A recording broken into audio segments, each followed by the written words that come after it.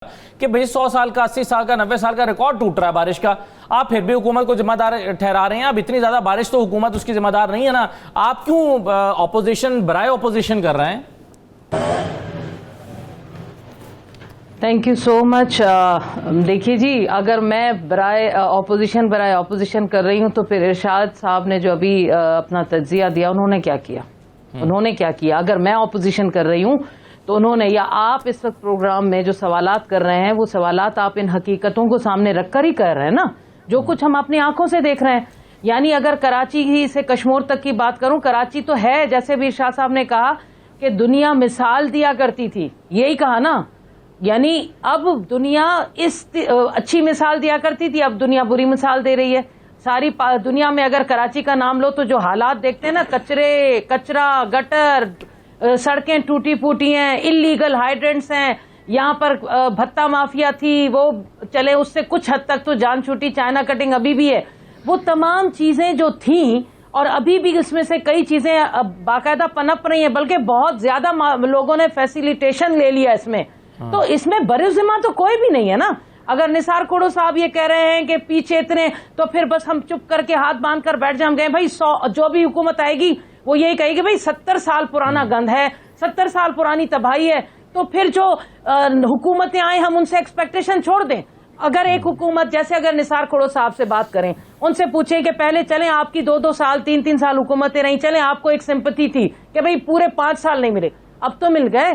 ایک 5 سال، دوسرے 5 سال، تیسرا 5 سال چل رہا ہے. بڑے فخری آپ لوگ کہتے ہیں کہ عوام نے آپ کو ووٹ دیا. چلے بھائی ووٹ دیا، آپ کو مینڈیٹ دیا، تو اس مینڈیٹ کا آپ نے ریزلٹ کیا دیا؟ کراچی میں تو آپ کہیں کہ ہمیں تو مینڈیٹ نہیں ہے، پی ٹی آئی کو ملتا رہا یا ایم کیو ایم کو. تو چلیں حیدرآباد چلتے ہیں، ٹھٹا چلتے ہیں، لاڑکانہ چلتے ہیں، خیرپور چلتے ہیں، شکارپور چلتے ہیں، نواب شاہ چلتے ہیں. ادھر تو مینڈیٹ ملتا رہا نا. ادھر وہ کیا ہے اس وقت؟ اگر آپ کا 92 کل سے پرسوں سے دکھا رہا ہے، حیدرآباد ڈوبا ہوا ہے، تھر ڈوبا ہوا ہے، عمرکوٹ ڈوبا ہوا ہے، جوہی ڈوبا ہوا ہے، واہی باندی ڈوبا ہوا ہے، ہر طرف چیخو پکار ہے. اور وہاں کون ہے؟ فوج نظر آ رہی ہے. جتنے بھی کلپس ہمیں ملے ہیں، جتنی بھی ویڈیوز اس وقت سوشل میڈیا یا آپ کے چینلز پر ملی ہیں، اگر ایسا ہوتا تو کیا آپ کو دشمنی ہے سندھ حکومت سے یا بلدیات سے یا ایڈمنسٹریشن سے یا ان کے جو چیئرمین ابھی کچھ دنوں کے لیے مہمان ہے یا آج ان کی ختم ہو گئی، یا ان کے جتنی بھی بیٹھے ہوئے وہ ان کی آپ کی سے دشمنی ہے کہ آپ ان کے فوٹیج نہیں دکھا رہے، صرف پاک فوج کی دکھا رہے ہیں؟ تو بھائی 1-2 فوٹیجز اب آئی ہیں آج سی ایم کی، وہ کسی جگہ کھڑے ہو گئے، اتنے کمر تک ان کا پانی ہے. ان کے اس طرح کی فوٹیجز سے ہمارے دلوں پر کیا، عوام کے دلوں پر کیا ٹھنڈک پہنچ رہی ہے؟ یہ کیا بات ہوئی کہ آپ تصویریں دکھا کر ڈال رہے ہیں کہ دیکھیں مراد علی شاہ سڑکوں پر، بلدیات منسٹر سڑکوں پر، فلاں سڑکوں پر. آپ کے سڑکوں پر آنے سے عوام کا کیا فائدہ ہو رہا ہے؟ کراچی سے کشمیر تک سب سندھ تباہ ہے. دیکھیں ایڈمنسٹریٹولی جو ڈیولپمنٹ کے طریقہ کار تھے وہ بہت اتنے عرصے تک ان کو لمبا ایک فنڈز ملا ہے، بہت بڑے ہیوج اماؤنٹ ملتا رہا ہے. اگر تو اس میں سے میں کہتی ہوں 50% بھی آپ یوٹیلائز کرتے ہیں، 50% گلیاں، ڈرینیج سسٹم، ہر طرح کو. اچھا کراچی میں تو آپ یہ کہہ رہے ہیں، کراچی میں کیا ہوگا نا. سنیں کراچی کی سب سے دیکھیں، کراچی کی سب سے بڑی جو المیہ ہے نا کراچی کا، وہ یہی ہے کہ یہاں مختلف پارٹیاں ہیں، ان کا سوچ الگ ہے، ان کا نظریہ الگ ہے، ان کا ووٹ بینک الگ ہے، وہ کبھی کٹھی بیٹھ نہیں سکتی. ابھی کراچی کمیٹی بیٹھی ہے، آپ لکھ کر دے دیں کہ کراچی کمیٹی یا جو بھی بنائی ہے کمیٹی کبھی بھی مسائل کا حل نہیں ہے. دوسری بات، اچھا چلیں جی، آپ کہتے ہیں ایم کیو ایم ہے یا وہ، میں بھی ممبر رہی، نثار کھوڑو صاحب بھی ممبر ہے، کتنی بار ان کی آپس میں حکومتیں بنتی رہیں. خدا کا واسطہ اس وقت آپ ان تمام چیزوں کو حل کر لیتے. اگر کراچی کی عوام سے محبت تھی، کچھ نہ کچھ تو ایسی صفائی آپ کی باتوں کا جواب دینا چاہ رہے ہیں صاحبہ.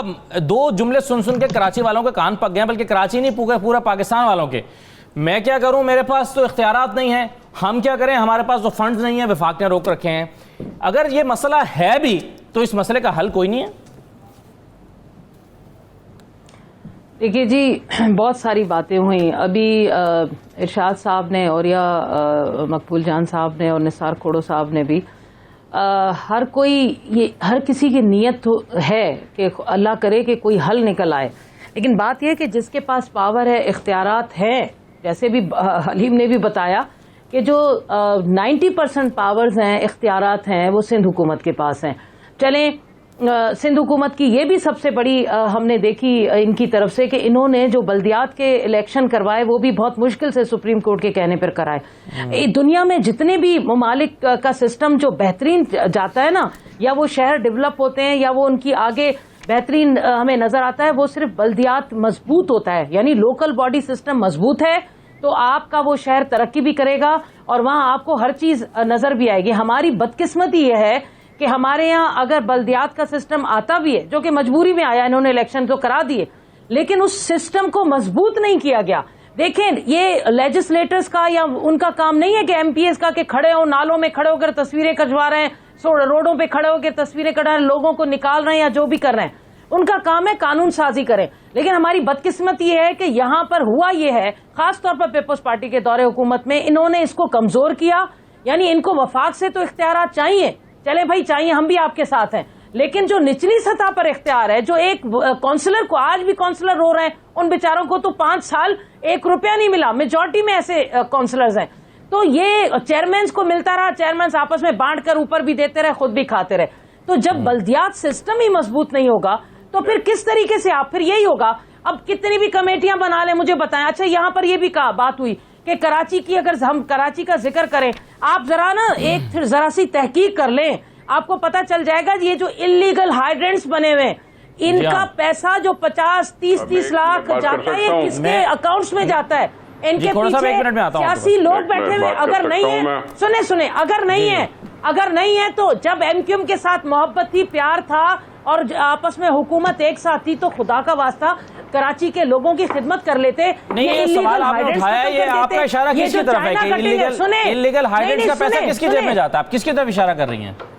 کون سی اون کر رہی ہیں پارٹیاں؟ پیپلز پارٹی اور ایم کیو ایم یہی اون کرتی ہے نا. اس کے بعد اب آ گئی پی ٹی آئی. اب سنیں, اب دوسری چیز آ گئی کہ یہاں پر چائنا کٹنگ کس کی آشیرواد ہوتی ہے بھلا؟